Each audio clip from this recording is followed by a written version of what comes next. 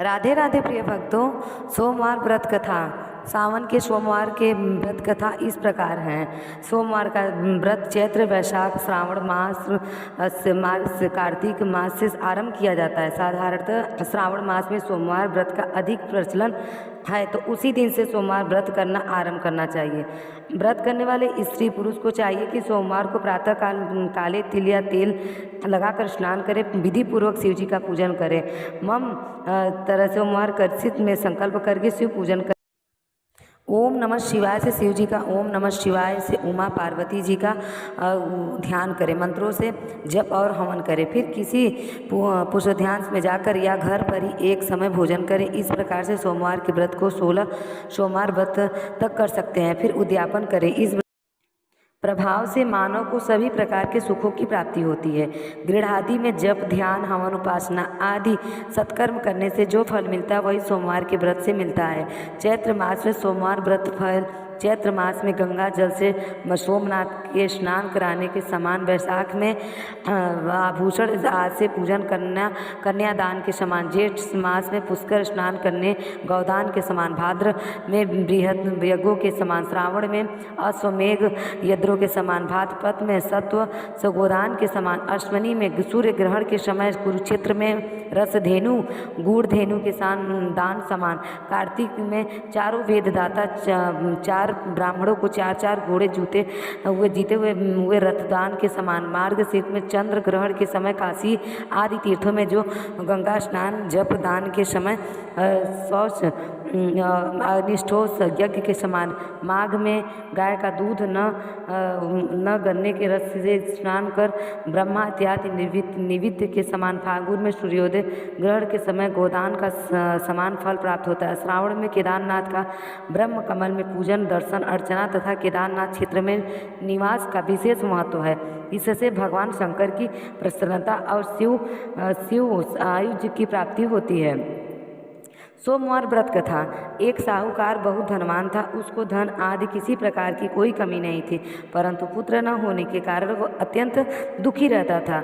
इस चिंता में रात दिन रहता था और इसीलिए वह पुत्र की कामना के लिए प्रति सोमवार के शिव जी का व्रत और पूजन किया करता था। सायंकाल को शिव जी के मंदिर में जाकर दीपक जलाया करता था। उसके इस भक्तिभाव को देखकर एक समय श्री पार्वती जी ने शंकर जी से कहा कि हे महाराज, यह साहूकार आपका अनन्य भक्त है और सदैव आपका व्रत और पूजन बड़ी श्रद्धा के साथ करता है, अतः आप इसकी मनोकामना पूर्ण क्यों नहीं करते। शिव जी ने कहा कि पार्वती जी, यह संसार कर्म क्षेत्र है। जैसे किसान के जैसा बीज बोता है वैसा ही फल काटता है, उसी तरह इस संसार में जो जैसा कर्म करता है वैसा ही फल भोगना पड़ता है। पार्वती जी ने अत्यंत आग्रह से कहा कि महाराज, जब हम आपका ऐसा भक्त हैं तो यदि आपको किसी प्रकार का दुख है तो आपको अवश्य दूर करना चाहिए, क्योंकि आप तो सदैव अपने भक्तों पर दया करते हैं, इसके उनके दुखों का दूर करते हैं। यदि आप ऐसा नहीं करेंगे तो मनुष्य क्यों कर आपकी सेवा व्रत पूजा करेगा। पार्वती जी की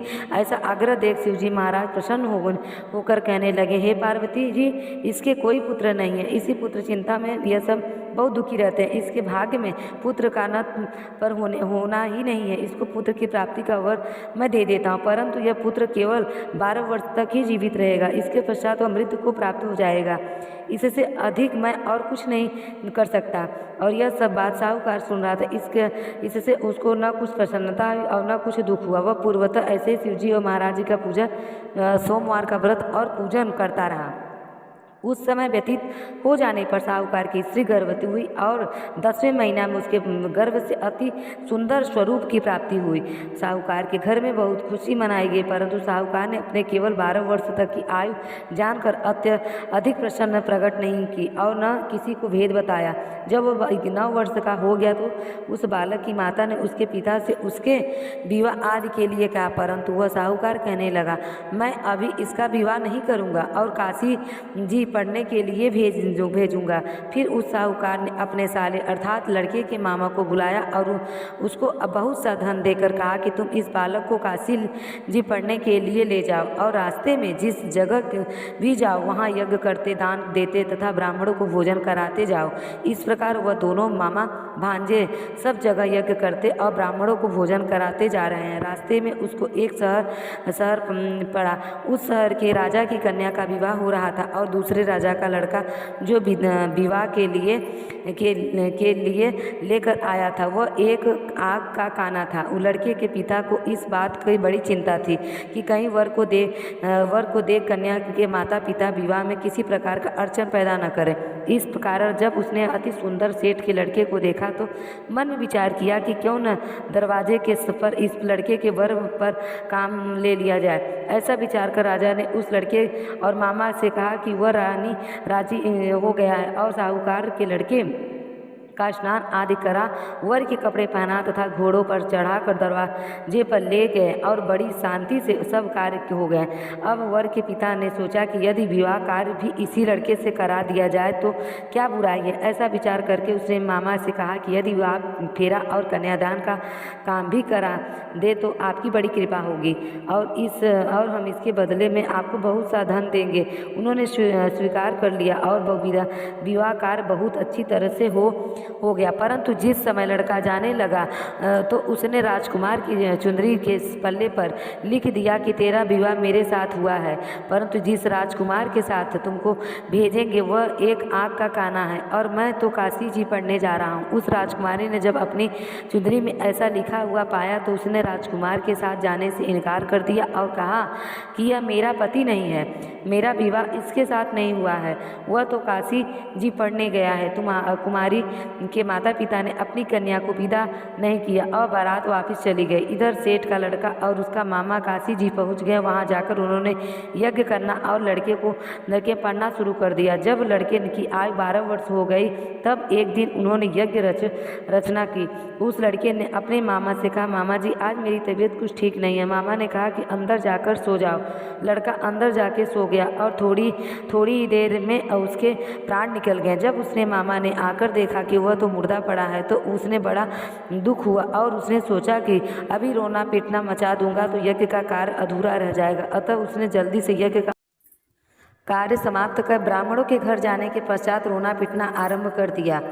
और उसके बाद संयोगवश उस समय पार्वती जी और महाराज शिव जी उधर से जा रहे थे। उन्होंने जोर जोर से रोने पीटने की आवाज़ सुनी तो पार्वती जी शिव जी को आग्रह करके उसके पास ले गईं और उस सुंदर लड़के को मरा हुआ देखकर कहने लगी, महाराज यह तो उसी सेठ का लड़का है जो आपके वरदान से पैदा हुआ था। शिव जी ने कहा कि पार्वती जी इसकी आयु इतनी ही थी, सोच भोग चुका। पार्वती जी ने कहा कि महाराज कृपा करके इस बालक को और भी आयु दे दो, नहीं तो इसके माता पिता तड़प तड़प कर मर जाएंगे।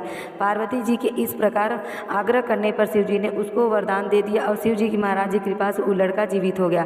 शिव जी पार्वती कैलाश पर चले गए। तब वह लड़का और उसके मामा उसी प्रकार यज्ञ कराते हुए अपने घर की तरफ चल पड़े और रास्ते में उसी शहर में गए जहाँ लड़के के विवाह हुआ था। वहाँ पर जाकर उन्होंने यज्ञ आरंभ कर दिया। उस लड़के के ससुर ने उसको पहचान लिया और अपने महल में लाकर उस बड़ी खातिर की, साथ ही उस बहुत सा धन देकर दासियों सहित बड़े आदर से सत्कार के साथ अपनी लड़की और जवाई को विदा किया। जब वो अपने शहर के निकट आए तो उन्होंने मामा ने कहा कि पहले मैं तुम्हारे यज्ञ घर जाकर खबर कर आता हूँ। उस समय उसके माता पिता ने अपने घर की छत पर बैठे हुए थे और उन्होंने यह प्रण रखा था कि यदि हमारा पुत्र सकुशल घर आया तो राजी खुशी नीचे आ जाएंगे, नहीं तो छत से गिरकर अपने प्राण त्याग देंगे। इतने में उस बालक के मामा के आकर यह सारा समाचार दिया कि आपका पुत्र आ गया है, परंतु उनको विश्वास न आया। तब उसने मामा ने शपथ पूर्वक कहा कि आपका पुत्र अपनी स्त्री अथवा बहुत सारा धन लेकर आया है। तो सेठ ने बड़े आनंद के साथ उसका स्वागत और बड़ी प्रसन्नता के साथ रहने लगे। इसी प्रकार जो कोई भी सोमवार का व्रत धारण करता है अथवा इस कथा को पढ़ता या सुनता है उसके दुख दूर होकर समस्त मनोकामनाएं पूर्ण होती है। इस लोक में नाना प्रकार के सुख भोग कर अंत में सदा शिव के लोक की प्राप्ति होती है। तो सोमवार कथा व्रत संपूर्ण होता है। अगर ये आपको वीडियो अच्छी लगी हो तो हमारे चैनल कृष्णदासी प्रीति को सब्सक्राइब करना ना भूलें और कमेंट में हर हर महादेव लिखें। राधे राधे।